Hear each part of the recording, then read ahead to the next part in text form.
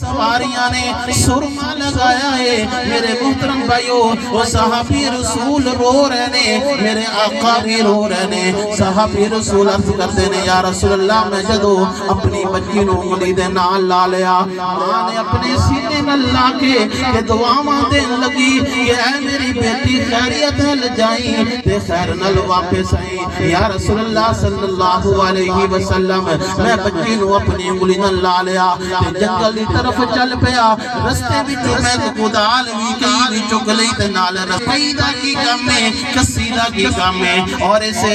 رسی دا کی کام ہے۔ میں کیا بیٹا پریشان نہ ہو، ذرا آ جلدی رو۔ فرمایا جنگل وچ چلے گئے، میرے محبوب بھی رو رہے نے، سارے صحابہ رو رہے نے۔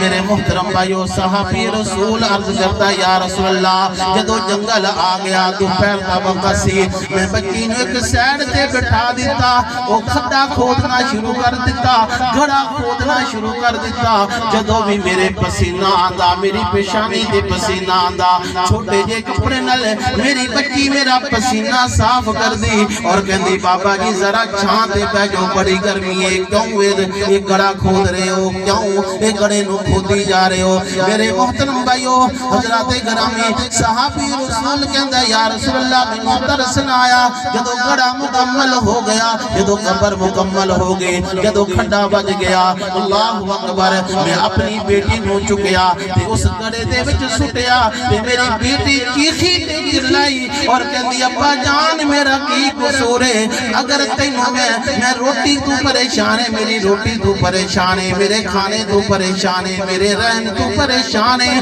میرے سہن تو پریشان ہے، او بابا جان مینوں قتل نہ کر بلکہ مینوں چھڑ دے، انہاں جنگلاں دے وچ میں رہ کے زندگی گزار لواں گی، کسے نوں ملا نہ کراں گے۔ یا رسول اللہ صلی اللہ علیہ وسلم مینوں پھر بھی رحم نہ آیا، میں اپنی بیٹی دے سینے تے باری پتھر رکھ چھڈا، مٹی پانا شروع کر دیتی۔ یا رسول اللہ مٹی پاندا رہیا، مینوں چیخ دی رہی، چلاندی رہی، معافیاں منگدی رہی، لیکن جدو دے سینے تک میں مٹی پا چھڈی تے میری بیٹی چیخی اور کہندی ہے قیامت دا دن ہوئے گا، اللہ دا دربار ہوئے گا، میرا گرے میرا حق ہوئے گا تے تیرا گرے وان ہوئے گا، میں رب العالمین کو فیصلہ کرواواں گی کہ کس طرح مینوں بے جرم قتل کیتا گیا، میرا کوئی قصور نہیں، تو مینوں بڑا ہی بے دردی دے نال شہید تے قتل کر لگا ہے۔ یا رسول اللہ صلی اللہ علیہ وسلم رات ہو جاندی ہے، نیند نہیں آندی، جدو بھی میں سونا وہ بیٹی میرے خواب